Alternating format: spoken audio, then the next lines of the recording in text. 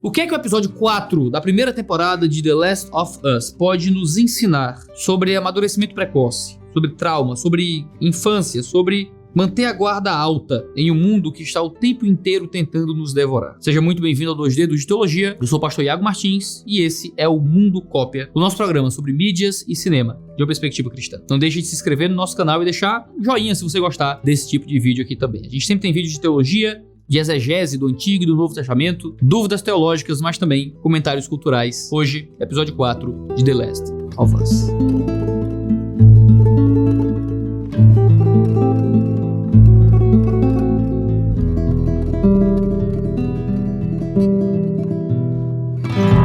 Infância e amadurecimento são temas que têm rondado Ellie nos episódios passados, mas que ficam mais explícitos aqui. Quando ela tá no carro, ela encontra uma revista pornô gay. Parece ser a primeira vez que ela encontra um homem pelado ali. Mas ela faz uma piada sobre a revista estar suja de esperma, como quem sabe muito bem do que ela tá falando. Ela joga a revista fora, como se não fosse nada. Ellie é uma menina, mas é uma menina enfrentando uma complexidade muito comum à adolescência. Só que nesse mundo de modo muito mais extremo. Ela lida com uma necessidade urgente de amadurecimento. Um amadurecimento tão apressado que talvez não lhe permita viver cada fase no seu tempo correto. Vê só. O episódio começa com uma Ellie brincando de Taxi Driver, em uma das cenas mais icônicas do cinema. Eu duvido que ela conheça o filme, mas ela emula uma versão infantil da experiência do sociopata de 1976. Ela tá conhecendo a arma, conhecendo aquele objeto, cheirando, mirando. É a experiência de alguém com 14 anos, apontando a arma para o espelho. E o contraste causa incômodo. No meu círculo de amizades, por exemplo, eu tenho colegas cujas filhas possuem 14 anos. Imaginar uma delas manuseando um armamento letal em um banheiro escondida causa algum frio na espinha. Mas Ellie não é uma pré-adolescente comum. Ela tá tratando a arma quase que como um brinquedo. Ela teve aula sobre armamento na Fedra, ela sabe encontrar o olho guia, ela sabe tirar a bala da agulha, ela sabe de alguma forma usar aquele material e tá tendo o primeiro contato com aquilo. Mas ela ainda é infante. Ela não tem direito de conhecer só coisa de criança. A vida já cobrou dela uma guarda alta contra perigos sempre a espreito. Pelo modo como Ellie olha pra bala no começo do episódio, parece que ela tá um tanto curiosa. Talvez tenha lido sobre aquele algum livro, ou talvez tenha visto algum dos vagalumes portando a arma, mas ela parece nunca ter usado uma. Ela sabe que a arma tem poder de matar, mas ela não parece saber o que é matar, nem sabe como é matar. Ela não sabe empunhar a arma direito, e é Joel, no decorrer do episódio, que ensina pra ela. Ela não sabe como é matar, mas Joel talvez acabe projetando sobre ela a sua sombra de violência. A música que eles ouvem no carro, Alone and Forsaken, que significa sozinho e abandonado, é uma canção onde a gente ouve: as rosas desapareceram, há gelo na minha porta, os pássaros pela manhã não cantam mais, a grama no vale está começando a morrer, e lá fora, na escuridão, os urubus choram. Sozinho e abandonado pelo destino e pelo homem, ó Senhor, se você me ouvir, por favor, segure a minha mão. Mais à frente, a música fala de votos sendo quebrados, como brinquedos que ela jogou fora. E então o eu lírico pergunta: o que será que ela tá pensando? É uma música onde um homem canta sobre um amor perdido. Para Joel, a canção evoca Sarah, evoca Tess. Ele perdeu a sua filha nesse processo dela de amadurecimento, e ele perdeu Tess, o amor que ele nunca correspondeu direito. É Joel, sozinho e abandonado. Agora, essa canção também evoca Ellie pra ele. É Ellie como esse mistério em amadurecimento. Mas também pode significar alguma coisa pra Ellie. Quais amores Ellie perdeu?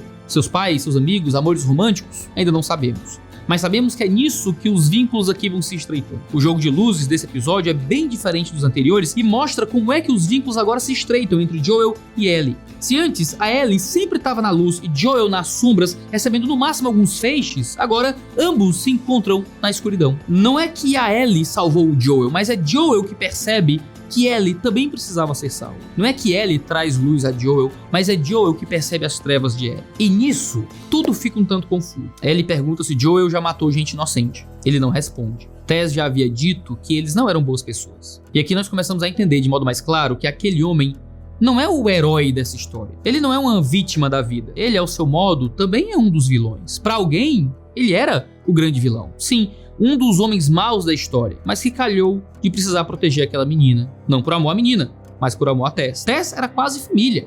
Ellie é uma carga. Mas o Joel vai percebendo que essa carga tem alguma coisa diferente. Não é a primeira vez que Ellie machuca alguém, ela diz. Ellie ainda está literalmente aprendendo a pronúncia correta dos nomes de algumas cidades, mas já precisa aprender a lidar com armas. Pior, precisa aprender a lidar com como machucar pessoas. O contexto da cena de Ellie dando seu primeiro tiro é importante. Eles precisam desviar o caminho, caem em uma armadilha onde precisam revidar e lutar por suas vidas, e nesse momento Joel é surpreendido e então está prestes a morrer sufocado. Ellie o salva. E ele lança pra ela um olhar de surpresa. Ele pega a arma dela de volta, mata o jovem que antes estava prestes a matá-lo. E essa cena vale pelo episódio simplesmente pela sua crueza. Eu lembro de ficar muito impressionado com uma cena de morte de O Resgate do Soldado Ryan. Um cara é surpreendido, então ele vai ser esfaqueado e ele tá ali lutando para não ser esfaqueado, e quando ele vê que vai morrer, ele negocia pela própria vida. Enquanto tenta negociar, não, calma, peraí, vamos conversar, a faca entra lentamente no seu peito. Eu lembro de eu, bem mais jovem, assistindo o filme, ficar semanas pensando naquela cena, naquele desespero diante da morte. Aqui, o rapaz, também muito jovem, é baleado por uma pré-adolescente e morre chamando a própria mãe, negociando pela sua vida. No fim do episódio, a criança escondida que desenha a si mesmo com o irmão como super-heróis, que pintam a máscara em si mesmo, é aquele que rende alguém também com o ar. Aquele é um mundo onde você não pode ser criança. Aquele é um mundo onde você não pode baixar a guarda. É um episódio sobre infância. É também um episódio sobre insônia. É sobre ter medo de dormir, é sobre baixar a guarda. Joel não dorme na primeira noite com medo que sejam pegues por causa daquilo que Ellie diz pra ele. Será que vão encontrar a gente? Ele diz que não, mas ele fica acordado com a arma em punho. E Joel sabe que ele não pode baixar a guarda. Esse mesmo Joel dorme na última noite, quando é encontrado por um homem e uma criança de guarda baixa. Por que o Joel acaba encontrado, acaba rendido? Porque ele baixou a guarda dormindo. Mas porque ele baixou a guarda pra Ellie, através das piadinhas da Ellie. Foram as piadinhas que deram pra ele conforto e alguma paz pra poder dormir. Em parte, o que deixou Joel com a guarda baixa foi o ouvido ruim. Ele atirou tanto que não consegue mais ouvir do ouvido direito. Mas também, o que deixou Joel de guarda baixa foi baixar a guarda pra Ellie. Baixar a guarda do seu coração, baixar a guarda através daquelas piadinhas. Veja, com a guarda baixa, eles caem na emboscada. Com a guarda baixa, o Joel é surpreendido por um daqueles caçadores no meio do episódio. Joel começa o episódio sem dormir, protegendo sua carga, tomando café para suportar o sono, enquanto Ellie, do outro lado, dorme. Ela pode dormir, ela dorme na floresta, ela dorme no carro, e dorme porque talvez não tenha conhecimento do mundo como Joel tem. Ela ainda está entendendo a maldade em volta. Joel já viveu nesse mundo por tempo bastante. Na conversa no carro, Joel dá a entender que o mundo é ruim demais, que o mundo não merece ser salvo. Ele já viu mais do que queria sobre a maldade humana. E é por isso que ele não consegue dormir, é por isso que ele não baixa a guarda. Saber do que pode acontecer enquanto eles dormem tira o sono dele. Joel é como a gente, os problemas tiram o sono da gente, a ansiedade sobre o que pode acontecer tira a nossa paz. O ser humano tem que dormir, ele tem que descansar para repor suas energias e manter sua saúde. O ato de dormir é um ato também de confiança. Nós confiamos que vamos acordar bem, nós confiamos que estaremos protegidos, confiamos que nada vai nos acontecer. Se nós dormimos, é porque os problemas não nos tiraram o sono, então porque estávamos tão cansados que o cansaço foi maior do que os problemas. Talvez tenhamos segurança e que vamos conseguir resolver esses problemas no outro dia. Talvez não consideremos que eles sejam grandes o suficiente para tirar o nosso sono. Seja como for, dormir é baixar a guarda. Dormindo, nós baixamos nossas defesas. O quarto episódio de The Last of Us é justamente sobre o quanto estamos dispostos a baixar as nossas defesas para poder dormir em paz. Mas veja,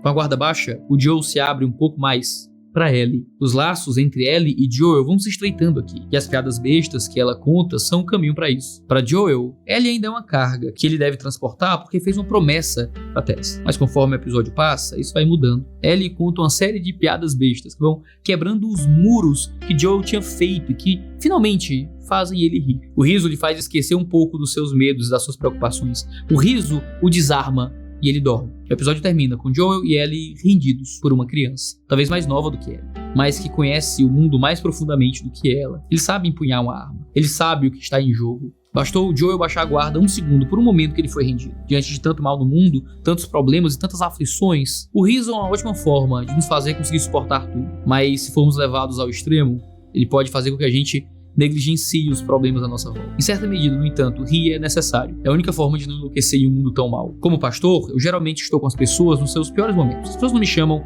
para conversar quando passam no vestibular, ou quando o câncer entra em remissão. As pessoas não me ligam, pastor, meu casamento tá muito bom. Vem aqui em casa que meu casamento tá ótimo. Quando me ligam, é no luto, é na dor, é na doença, é no desespero, é no divórcio. E esse tempo todo me ensina que o melhor lugar para trocadilhos e piadas é no desespero. As pessoas riem, fazem troça nos piores momentos. É a única forma de conseguir lidar com toda a tensão. Nos filmes, nos seriados, nós falamos de alívio cômico. O motivo é que ninguém aguenta ficar muito tempo em tensão vigilante. Então até filme de terror tem uma piadinha aqui e acolá. Na maioria dos grupos, você vai identificar aquele amigo que conta as piadas bestas. São justamente as piadas que ninguém mais aguenta ouvir, mas que igualmente ninguém consegue ficar sem. Porque o humor faz isso. O riso tem o poder de nos fazer suportar desgraças e aliviar os momentos de tensão. Dizem que é por isso que aqui no Nordeste nós temos os melhores humoristas. A gente aprende a rir das nossas desgraças. O amigo que conta piadas bestas no time perfeito. porque o timing é crucial para uma piada, faz o riso não esperado gerar vínculos novos, baixa as nossas defesas, nos faz confiar nas pessoas. O cara que faz ri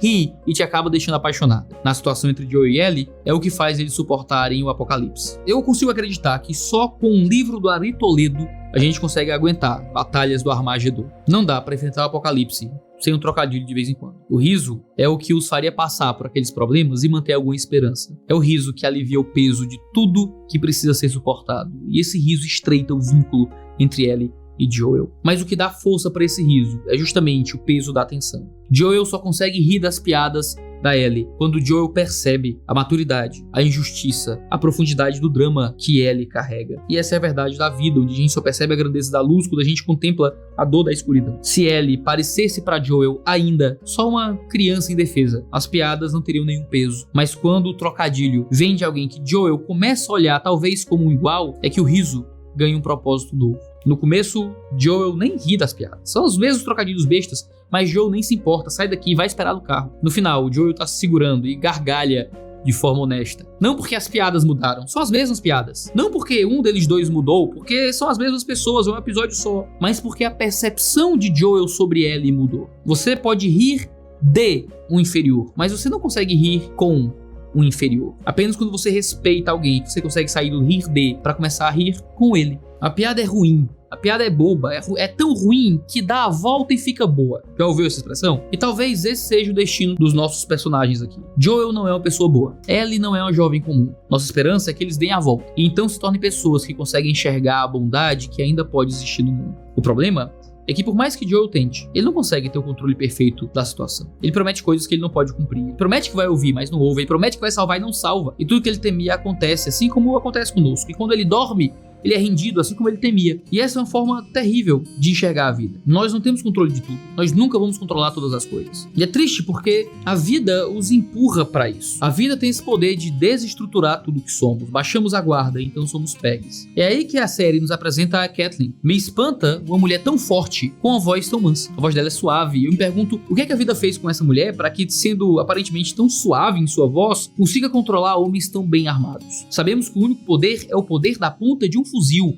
O que é que faz com que essa mulher consiga controlar esses homens que possuem força bruta? Ela não é uma pessoa frágil, ela mata quando precisa, ela tortura se necessário, mas ela não é uma mulher de voz grave. O que é que a vida fez com ela para que ela conseguisse chegar aí em algo e em uma posição que lhe parece tão antinatural? Com base em qual poder ela comanda esses homens? A gente só pode imaginar. A gente só pode imaginar o que a vida fez com a Ellie. A gente só pode supor os últimos 20 anos do Joel. E essa mulher aparece aqui com uma carga secreta que lhe empurra para algo que não parece natural à sua personalidade. E é isso que a vida faz com a gente quando a gente baixa a nossa guarda. Mas isso não pode tirar o nosso sono. O cristianismo ensina que Deus sempre está atento. Não importam as circunstâncias, nada foge do seu controle. Sendo o próprio Deus encarnado, Jesus conseguiu dormir em um barco no meio de uma tempestade e eu acho que é isso que a gente tem que desejar. Os discípulos de Jesus deveriam ter tido confiança de que tudo ficaria bem, porque nada foge do controle de Deus, mesmo nos dias ruins. As coisas fogem do nosso controle quando nós baixamos as nossas guardas, mas nós não podemos viver a vida com a guarda levantada para os outros. Nós precisamos rir das piadas, nós precisamos dormir de vez em quando.